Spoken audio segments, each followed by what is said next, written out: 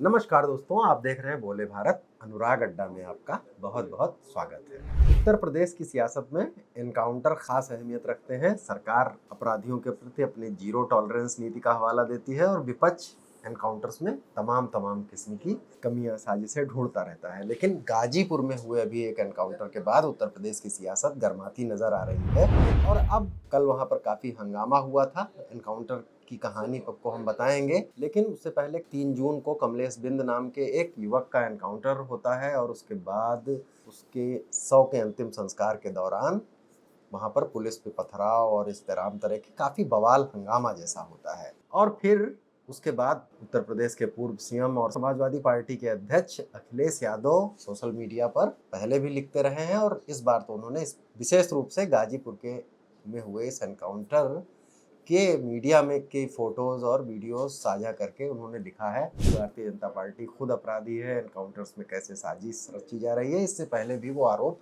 लगाते रहे हैं कि एनकाउंटर्स में पीडीए के जो उनका पीडीए फार्मूला है उसके लोग मारे जा रहे हैं। अब अभी तक इस पर पुलिस का पक्ष आया है, सरकार के भारतीय जनता पार्टी के नेता या इस तरह के अभी लोग ज़्यादा नहीं बोले हैं। लेकिन अब इस मामले में जब एनकाउंटर में जातियां गिनी जा रही हैं, अखिलेश यादव कहते हैं कि पीडीए के लोग माने जा रहे हैं और हर एनकाउंटर के बाद उसका कानून व्यवस्था के आधार पर कम और जातिवार विश्लेषण ज़्यादा हो रहा है। दरअसल गाजीपुर में एक होटल कारोबारी आलोक राय के बेटे विनीत राय को पिछले महीने की 29 तारीख को वहां पर गोली मारी गई और उसके बाद ये सामने आया कि उनके मौत के मामले में कुछ फिरौती जैसा पुलिस की जांच में सामने आया कि उन पर वो एक बड़ा होटल चलाते थे और उनसे फिरौती की मांग की जा रही थी। और विनीत के पिता ने जो पुलिस के में मुकदमा लिखाया उसमें उन्होंने ये लिखाया कि खतरा गैंग नाम का ये गिरोह शंकर पांडे नाम का एक युवक चलाता है जिससे बहुत सारे स्थानीय लोकल युवा जुड़े हुए हैं और इसका मुख्य काम लोगों को डरा धमका के फिरौती वसूलना है। और चूंकि इस विनीत की मौत के मामले में पुलिस तलाश रही थी और फिर 3 जून को एकाएक खबर आती है कि कमलेश बिंद नाम का एक युवक जो कि इस मामले में नामजद भी था पुलिस एनकाउंटर में मारा गया। लेकिन उसके इस एनकाउंटर के बाद सवाल उठने लगे थे। पहले ये था कि कमलेश बिंद जो कि निषादों के लेकर पॉलिटिक्स उत्तर प्रदेश की काफी गर्म है और कमलेश बिंद जो है निषाद समुदाय की ही एक उपजाति है। फिर इस पर तमाम तरह की घेराबंदी होने लगी और जब बवाल हुआ उसमें सीओ एसएचओ और तमाम सारे पुलिसकर्मियों को भागकर जान बचानी पड़ी। इतना पथराव हो गया था जो इन दिनों पिछले दिनों में पुलिस के खिलाफ ऐसा उत्तर प्रदेश में ज्यादा होता नहीं है। इस समय काफी पुलिस एक्टिव रहती है। ऐसे में लोगों का उसमें तमाम सारा गुस्सा था। अब इसमें चूंकि मरने वाला निषाद समुदाय की एक उपजाति से ताल्लुक रखता था तो लोगों को उम्मीद थी कि संजय निषाद जो कि भारतीय जनता पार्टी के सहयोगी हैं वो भी कुछ बोलेंगे और सरकार भी इसके पक्ष में बोलेगी। लेकिन अब इस एनकाउंटर को लेकर जो स्थानीय स्तर पर बवाल चल रहा है, जिस किस्म की राजनीति चल रही है, क्या उसको लेकर संजय निषाद और भारतीय जनता पार्टी कुछ दबाव में आ गए हैं? स्थानीय पुलिस तो कुछ दबाव में दिखती है। 2-3 दिनों तक बहुत आक्रामक तरीके से इस पर बात हुई थी, लेकिन उसके बाद अब वहाँ के जो बनारस रेंज के डीआईजी हैं वैभव कृष्ण, उन्होंने कहा है कि शंकर पांडे की भी तलाश की जा रही है। दरअसल एनकाउंटर में 2 बातें हुई। जब जातिगत विश्लेषण इसका किया जाने लगा, इसमें होने लगा कि कमलेश बिंद को क्यों सिर्फ एनकाउंटर किया गया, जबकि मुख्य आरोपी तो इसके शंकर पांडे हैं और शंकर पांडे, सोनू यादव, कमलेश बिंद और मोनू त्रिपाठी नाम के लोग नामजद हैं। अब इसमें कहा यह गया कि वही जो अखिलेश यादव जो बात कहते रहते हैं कि पीडीए समाज के लोग एनकाउंटर में ज़्यादा मारे जा रहे हैं। अब इससे पहले कुछ ब्राह्मणों के एनकाउंटर पर सरकार पर ब्राह्मण विरोधी होने की का ठप्पा लग जाता था। ऐसे में ये जो एनकाउंटर है ये थोड़ा सा इस बात को लेकर जो इसमें फैलती जा रही है, तब टीआईजी को ये कहना पड़ा कि शंकर पांडे की तलाश जारी है। मोनू त्रिपाठी नाम का भी एक शख्स इसमें नामजद है। तो अब इसमें पुलिस आगे क्या कार्रवाई करेगी, पुलिस क्या पक्ष रखेगी? अभी तक बवाल को लेकर कल वहाँ के गाजीपुर के एसपी ने कहा था कि जिन लोगों ने बवाल किया, तोड़फोड़ की, उन पर रासुका लगाई जाएगी। लेकिन आज थोड़ा सा मामला पुलिस की तरफ से भी ढीला दिखाई पड़ रहा है। इसकी वजह क्या हो सकती है? कुछ राजनीतिक दबाव हो सकता है। इससे पहले भी एनकाउंटर स्वार्स को लेकर अखिलेश तो ये कहते रहते हैं कि पीडीए के लोग मारे गए हैं। सुभाषपा के ओम प्रकाश राजभर ने तो पूरी लिस्ट लगवा दी थी कि कितने राजभर मारे गए और उनमें से कितने की हत्या यादवों ने की।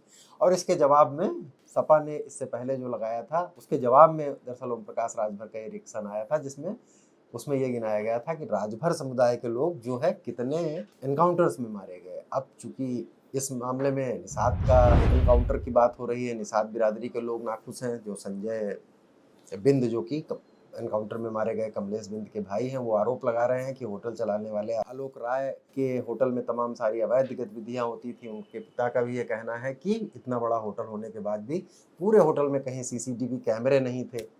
तो अब ये जो एक पूरा झगड़ा है वो एनकाउंटर की जाति, आरोपी की जाति और आरोप लगाने वाले जो जिनकी मौत हुई है विनीत राय, उनकी जाति को लेकर विश्लेषित किया जाने लगा है।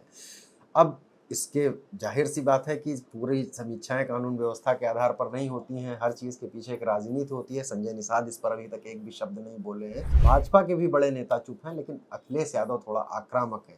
अभी सिर्फ उनके सोशल मीडिया पर ये कमेंट आया है और हो सकता है कि एक आध दिन में, क्योंकि वो अक्सर लखनऊ के अपने पार्टी ऑफिस में प्रेस कॉन्फ्रेंस करते हैं और इसको लेकर प्रेस कॉन्फ्रेंस भी कहें।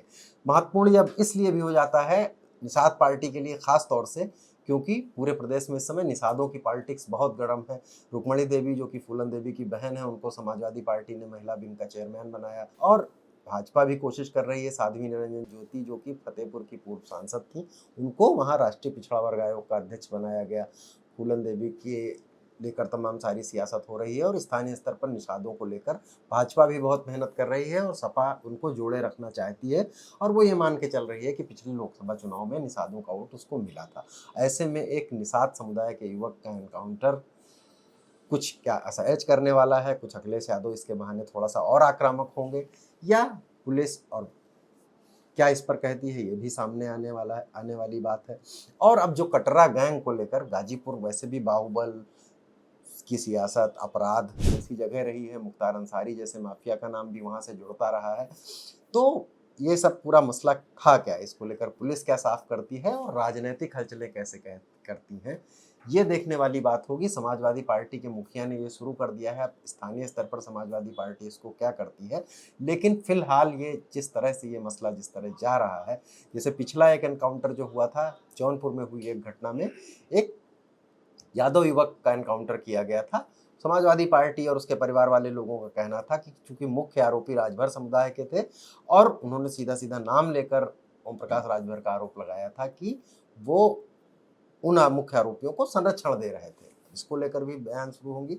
लेकिन गाजीपुर में हुए इस एनकाउंटर ने थोड़ा सा सबसे ज़्यादा जिनके लिए मुश्किल पैदा की है वो निषाद पार्टी के संजय निषाद के लिए पैदा की है, क्योंकि उस पूरी पट्टी में एक बड़ी निषाद आबादी है और पिछली बार वो थोड़ा उनसे टूटी भी थी। उनकी पार्टी का संसदीय चुनाव में अगर प्रदर्शन देखेंगे, वोट प्रतिशत देखेंगे, तो उसमें वो उन्हें दिक्कत आई थी। और भाजपा के जो समीकरण है उसको भी वो भारतीय जनता पार्टी अभी इस एनकाउंटर को कैसे मैनेज करती है। समाजवादी पार्टी को फिलहाल एक मौका मिल गया है और वो इसको लेकर आक्रामक भी है।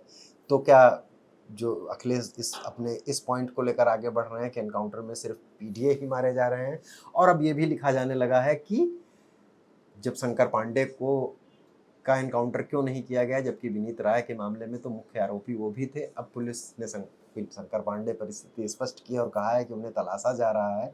लेकिन देखिए अब आगे क्या होता है इस पूरे गाजीपुर में हुए इस एनकाउंटर अब और इस जो होटल कारोबारी के बेटे की मौत के मामले ने थोड़ी सी गाजीपुर की सियासत गरमा दी है। और गाजीपुर ऐसी जगह है कि जब गाजीपुर गरमाता है तो पूर्वांचल की पूरी सियासत गरमाती है।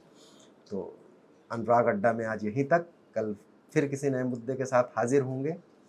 तब तक के लिए इजाज़त दीजिए। नमस्कार, धन्यवाद। देखते रहिए बोले भारत, अपनी राय से भी अवगत कराइए और चैनल को सब्सक्राइब कीजिए।